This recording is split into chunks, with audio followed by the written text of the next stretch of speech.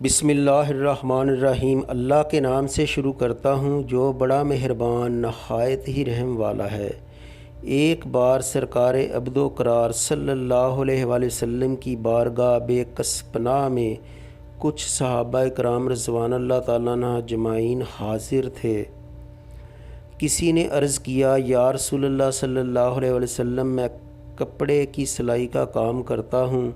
ارشاد فرمایا، اگر تم نے اس میں راست بازی دیانت داری سے کام کیا تو حضرت ادریس علیہ السلام کے ساتھ جنت میں داخل ہوگے۔ ایک دوسرے شخص نے عرض کیا، سرکار صلی اللہ علیہ وآلہ وسلم، میں بیمار ہوں۔ ارشاد فرمایا، اگر تو نے راست بازی سے کام کیا تو حضرت ابراہیم علیہ السلام کے ساتھ جنت میں داخل ہوگا۔ ایک تیسرے شخص نے عرض کیا، اے آقا صلی اللہ علیہ وآلہ وسلم، میں تجارت کرتا ہوں۔ ارشاد فرمایا، اگر تو نے بھی راست بازی سے کام کیا تو تو بھی میرے ساتھ جنت میں داخل ہوگا۔ سبحان اللہ۔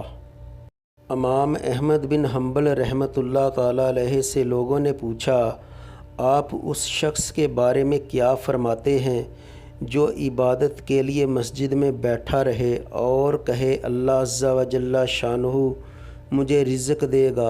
امام صاحب رحمۃ اللہ تعالیٰ علیہ نے فرمایا، وہ جاہل ہے، شرع نہیں جانتا، اس لیے کہ سرکار مدینہ صلی اللہ علیہ وآلہ وسلم نے فرمایا کہ اللہ تعالیٰ نے میری روزی میرے نیزے کے سائے میں رکھی ہے، یعنی جہاد کرنے میں۔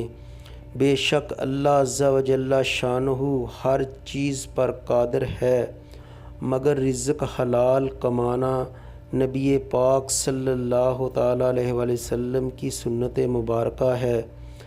حضرت سیدنا عمر فاروق رضی اللہ تعالیٰ عنہ نے فرمایا، کسب نہ چھوڑو، حلال روزی کے لیے کوشش جاری رکھو، کیونکہ خدا تعالیٰ آسمان پر سے سونا چاندی نہیں برساتا، یعنی اس بات کی اسے قدرت تو ہے، مگر کسی ہیلے سے روزی دینا اس کی عادت کریمہ ہے۔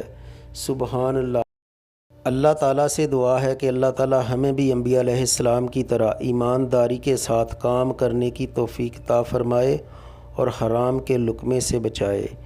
ویڈیو اچھی لگی تو اسے لائک اور شیئر ضرور کریں۔ اپنا بہت سا خیال رکھیں اور ہمیں اپنی نیک دعاؤں میں یاد رکھیں۔ اللہ حافظ۔